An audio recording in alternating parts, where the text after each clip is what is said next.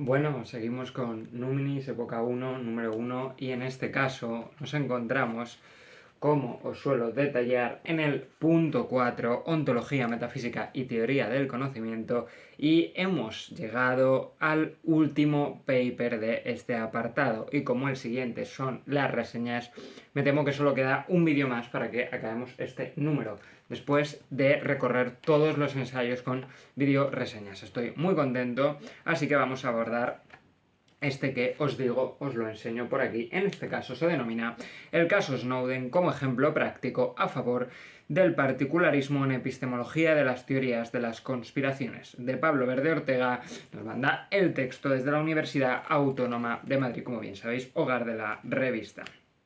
¿Qué es el caso Snowden? Para los que no lo sepan, pues Pablo lo dice muy desde el principio, nos dice, hace referencia al conjunto de prácticas de vigilancia masivas llevadas a cabo por el gobierno estadounidense.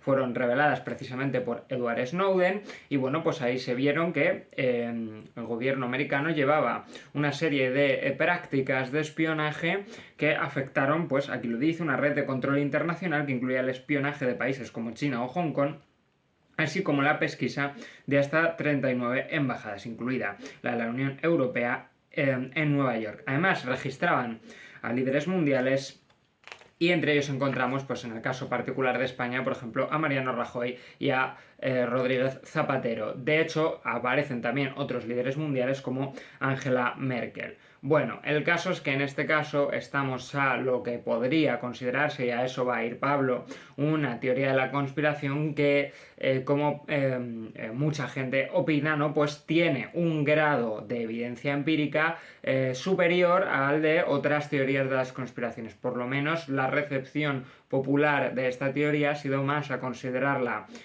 una verdad, ¿no? que ese tipo de teorías ocultas que forman parte de grupos reducidos que no están teniendo en cuenta cómo funciona de verdad el mundo. Es decir, que a pesar de ser considerada una teoría de conspiración, no se considera falsa, ¿no? Es un poco lo que hay que trasladar. En ese sentido, Pablo pues expone por qué habría que considerar una teoría de la conspiración, porque alguien podría decir, bueno, pues si tanta gente la considera verdadera, a lo mejor no tiene sentido. Bueno, pues hay una serie de criterios, menciona a esta persona, a este investigador muy difícil de pronunciar, yo entiendo que se lee Jujarraika, ¿vale? Que nos da dos criterios con los cuales medir, bueno, pues si una teoría es de la conspiración.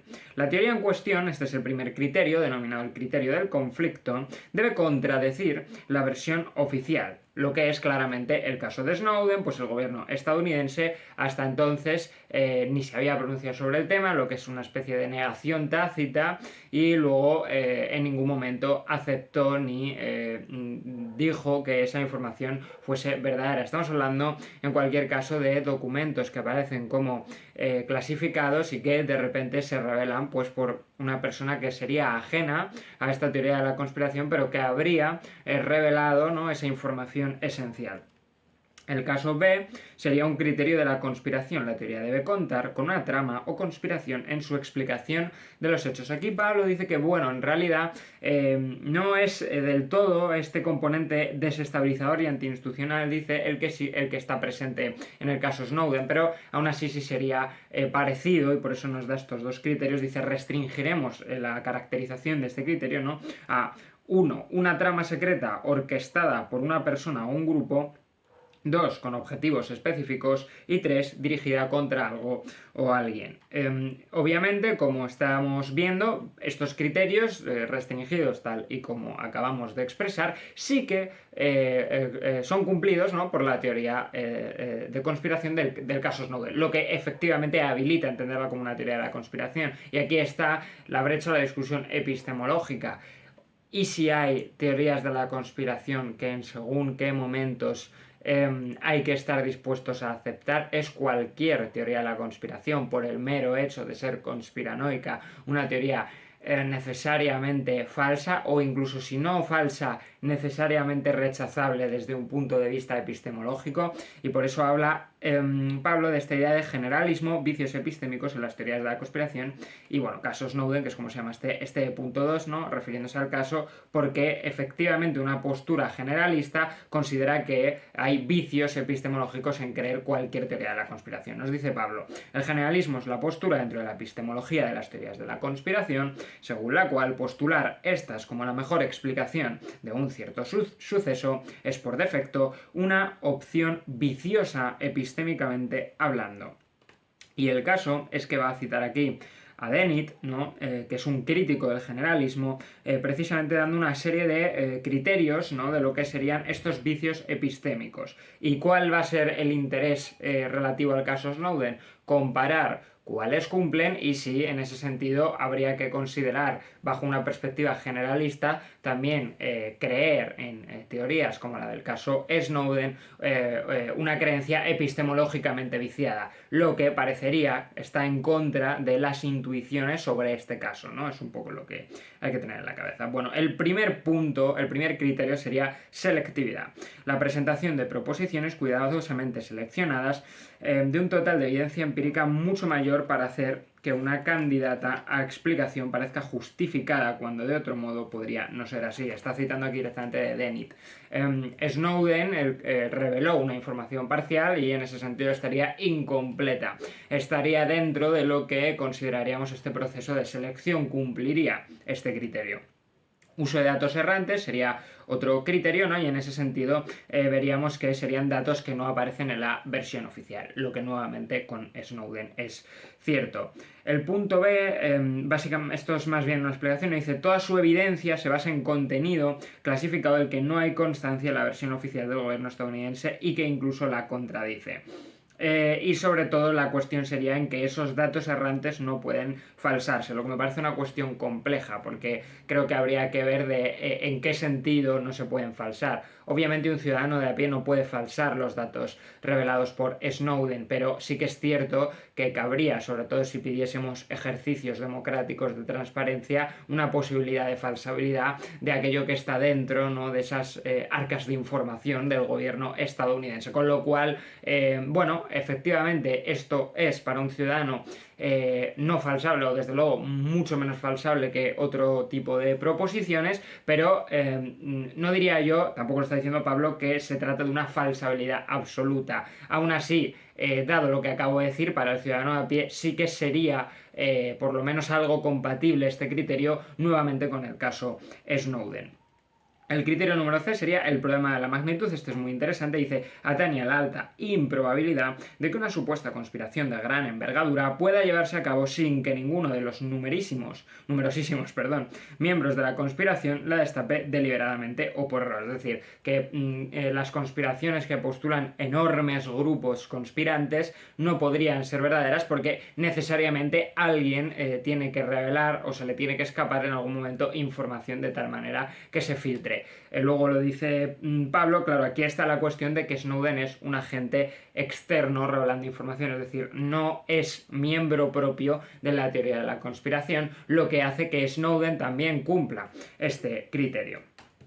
Y bueno, aquí Pablo efectivamente explica varias de las cosas que acabamos de decir, dice, al menos en el caso Snowden no conduce necesariamente a la irracionalidad o al vicio epistémico. De ser selectivo en la exposición de la evidencia, no sé si que esta sea incompleta, ojo esa diferencia.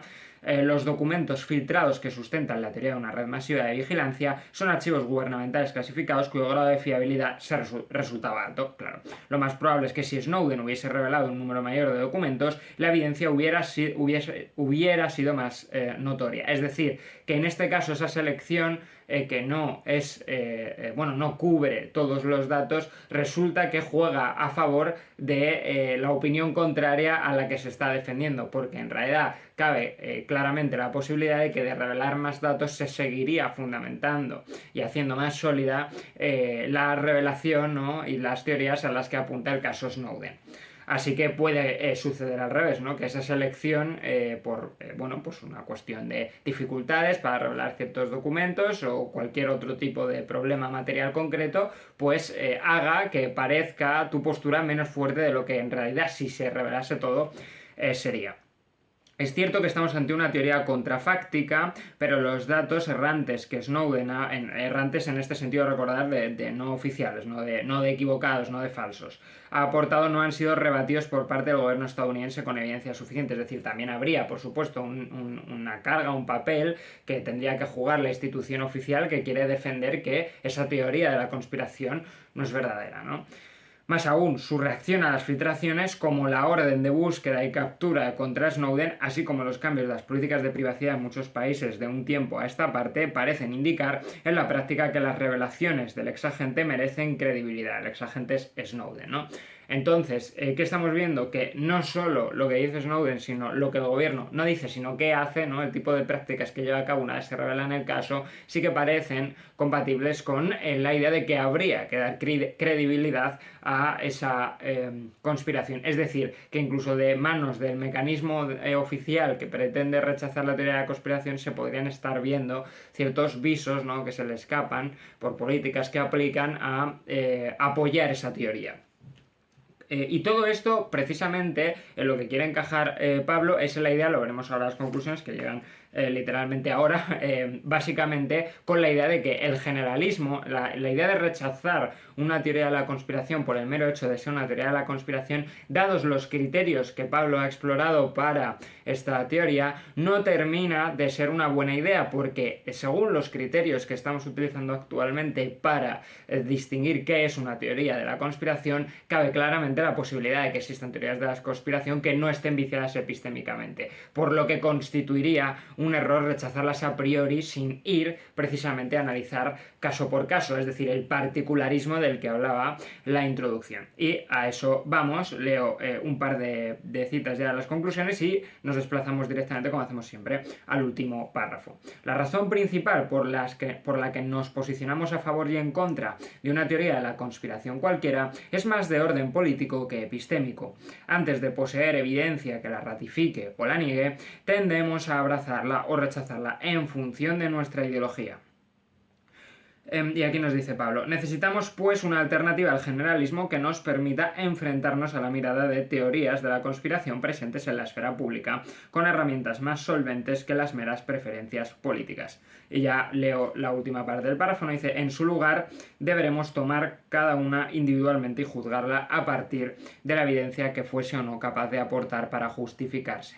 Algunas, como el caso de Snowden, podrían dar pruebas más o menos abundantes de su veracidad, pero en otras ocasiones resultará a la inversa. Concluyamos con una sintetizadora cita de otro artículo de Dennett, y efectivamente aquí lo cita.